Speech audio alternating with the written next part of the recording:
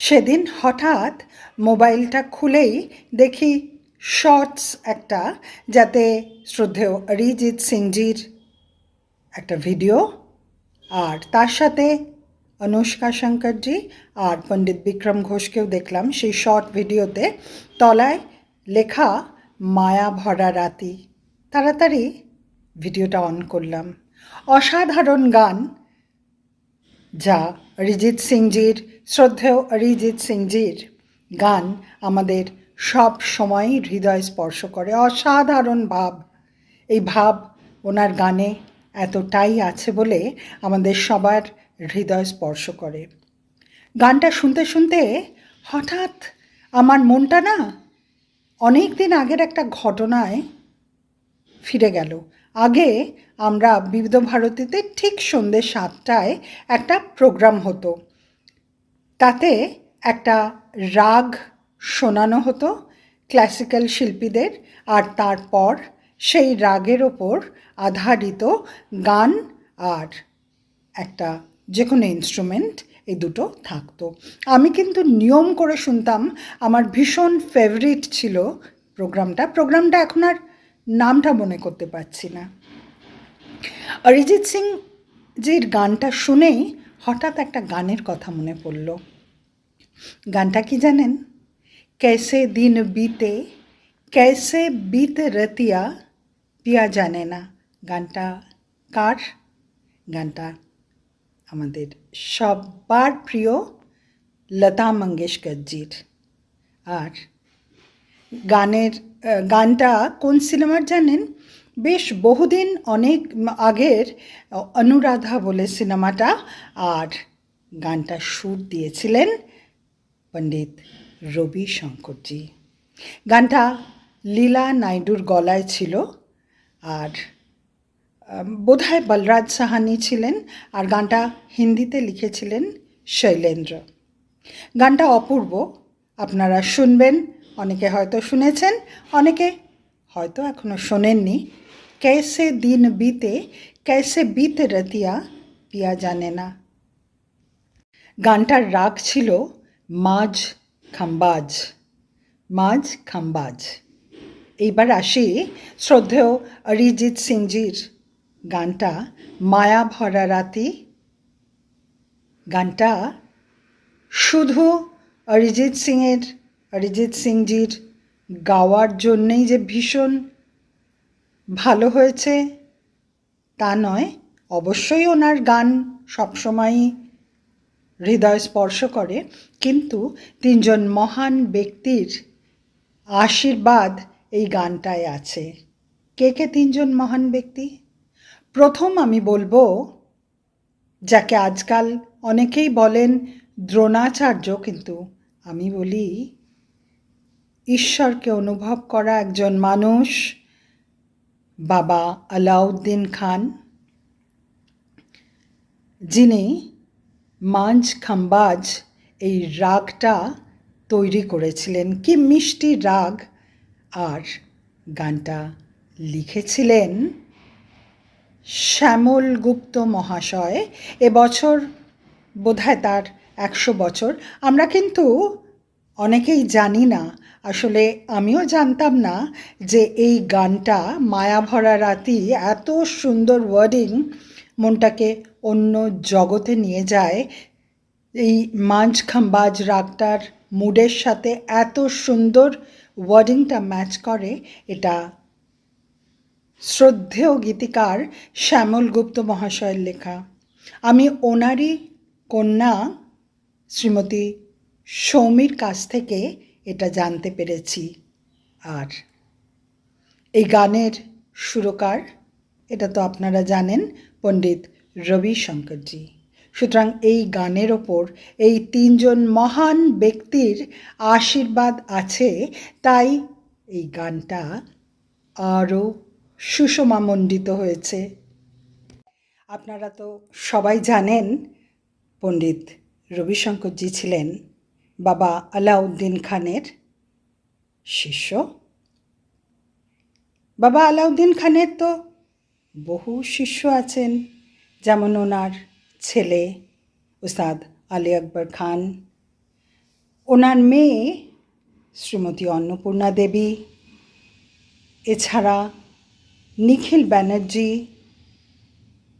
পান্নালাল ঘোষ, শ্রীমতী শরণরানী দেবী, আরও বহু বাবা আলাউদ্দিন খান মাইহার ব্যান্ডও করেছিলেন। আর বাবা আলাউদ্দিন খানের অনেক সৃষ্টি করা রাগ আছে, মাঝ খাম্বাজ তার মধ্যে অন্যতম। আর এই বাবা আলাউদ্দিন খানের মাঝ খাম্বাজ রাগকে ভিত্তি করেই, এই রাগের ওপরই সুর দিয়েছেন পণ্ডিত রবিশঙ্করজি। গান যদি হৃদয় স্পর্শ না করে, তাহলে যতই সারগাম করা হোক, তাকে আমি শিল্পী বলি না। যদি তিনি বড়ে গোলাম আলী খানও হন, তবেও বলবো না যদি না হৃদয় স্পর্শ করে। কথাটা ছিল বেগম আখতারজির।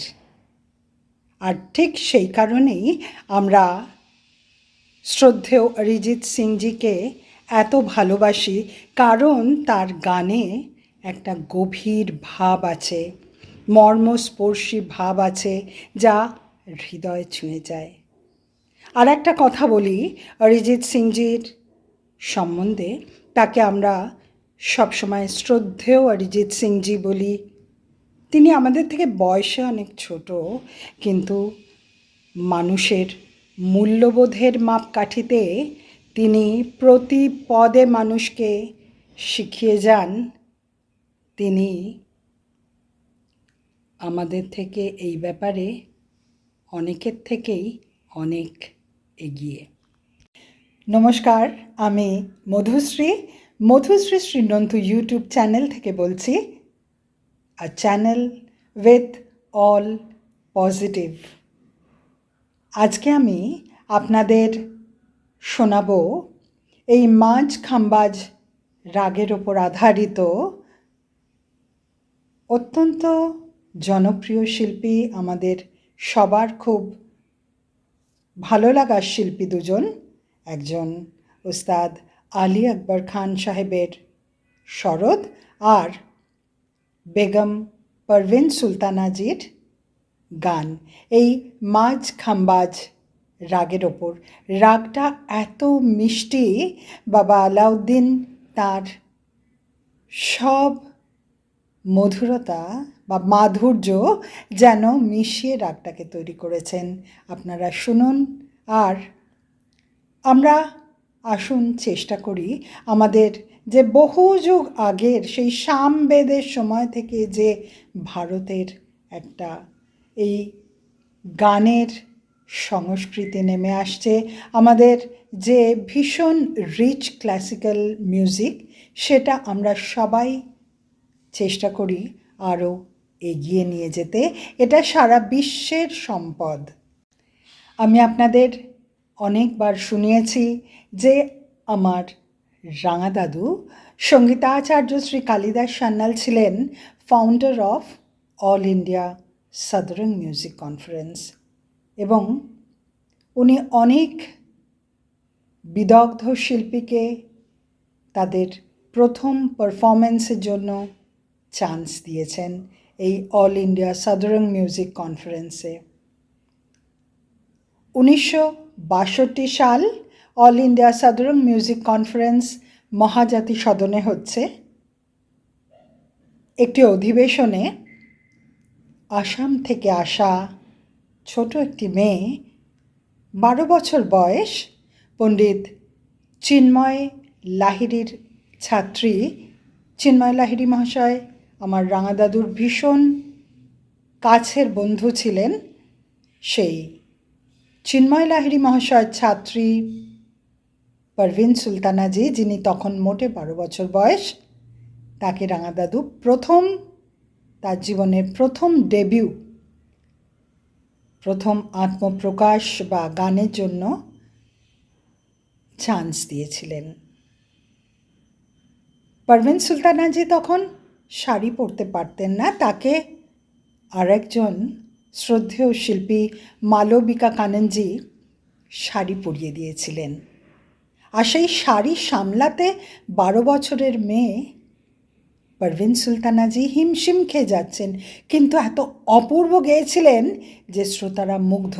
কারণ তখন যে শ্রোতারা আসতেন তারা খুব ভালো গান বাজনা বুঝতেন, তারা মুগ্ধ।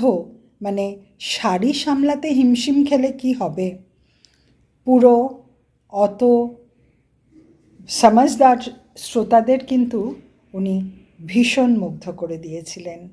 তার গাওয়া মাঝ খাম্বাজ রাগের ওপর একটা ঠুমরি শোনাবো, যেটা অল ইন্ডিয়া রেডিওর আর্কাইভ থেকে নিয়েছি। আর শোনাবো আপনাদের ওস্তাদ আলী আকবর খান সাহেবের সরোদ। আলী আকবর খান সাহেবের সরোদ আমার মনে হয় যেন এত মিষ্টি আওয়াজ, এত মিষ্টি সুর আর শুনিনি সরোদের। ওনার বাজনা, যেটা 1960 সালে অল ইন্ডিয়া রেডিওতে উনি প্রোগ্রাম করেছিলেন এবং অল ইন্ডিয়া রেডিও আর্কাইভ থেকেই সংগ্রহ করা হয়েছে, শোনাবো। শুনবেন যে এই মাঝ খাম্বাজ রাগটা কি অপূর্ব সুন্দর রাত্রিরে শুনলে। কারণ প্রত্যেকটা রাগের আমাদের সময় আছে, তো রাত্রিরের এই রাগটা শুনলে এত অপূর্ব লাগবে, মন যেন কোন মায়াবী রাজ্যে চলে যাবে। আসুন আমরা শুনি ওস্তাদ আলী আকবর খান সাহেবের সরোদ আর বেগম পারভিন সুলতানাজির গান।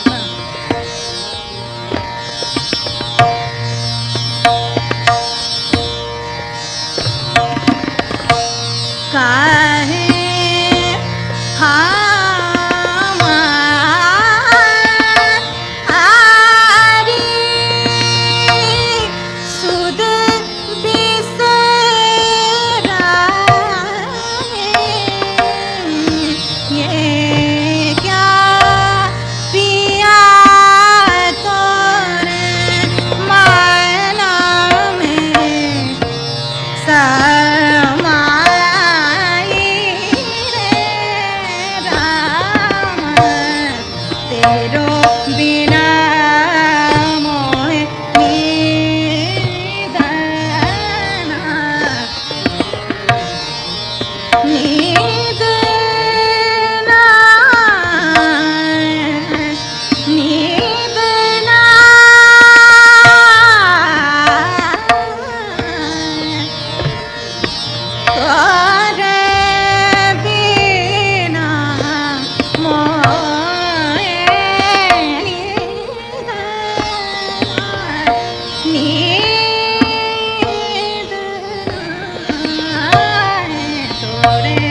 বিনা